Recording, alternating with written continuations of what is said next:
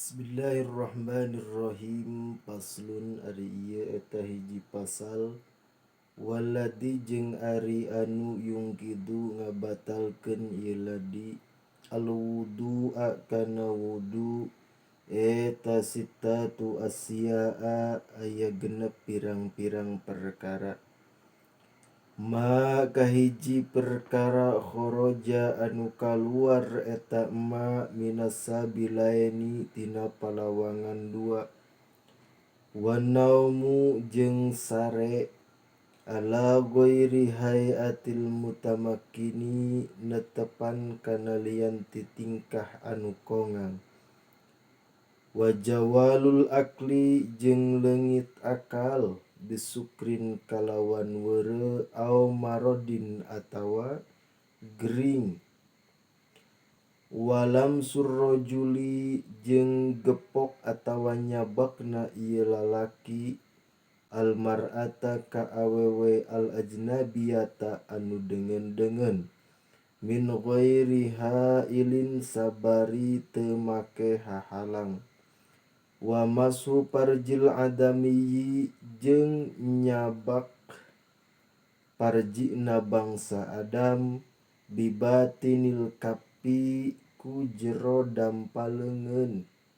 Wa masu halqati duburihi jeung nyabak bubunder atawa bubuleud duburna bangsa Adam alal jadidi netepan kaul jadid. Jadi sadayana pembatalan wudu teh eta aya genep. Kahiji aya nu kaluar tina palawangan dua, palawangan hareup jeung palawangan tukang. Ketika aya nu kaluar tina eta palawangan eta mah bentukna rek naon wae, rek bentukna mah rek angin atawa zatiah, maka ketika aya nu kaluar tina eta palawangan anu dua maka matak ngabatalkeun kana wudu. Wa naumu ala ghairi hayatil mutamakkin kaduana anu matak ngabatalkeun kana wudu teh nyaeta sare. Sarena tetapi lain sare anu bari diuk. Lamun teu mah sarena anu bari diuk maka eta mah teu batal wudu.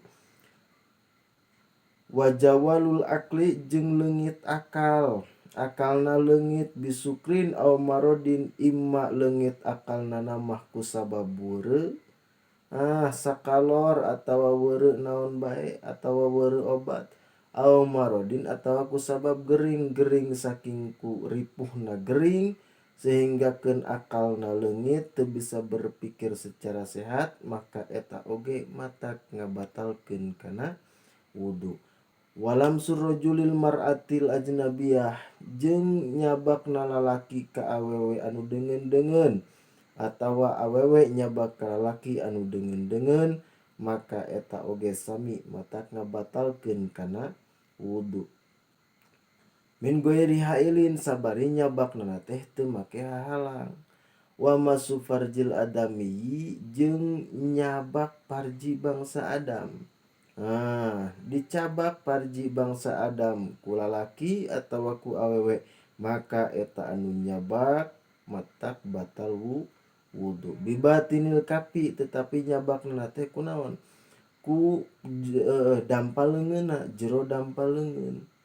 Ima nyabakna mah kanu sorangan wa ima kanu batur eta oge sami matak ngabatalkeun kana wudu. Wa masu halqati duburihi jeung nyabak bubunder atawa mun ceuk bahasa Sundana mah kero disalawe bangsa Adam tah eta oge sami matak ngabatalkeun kana wudu.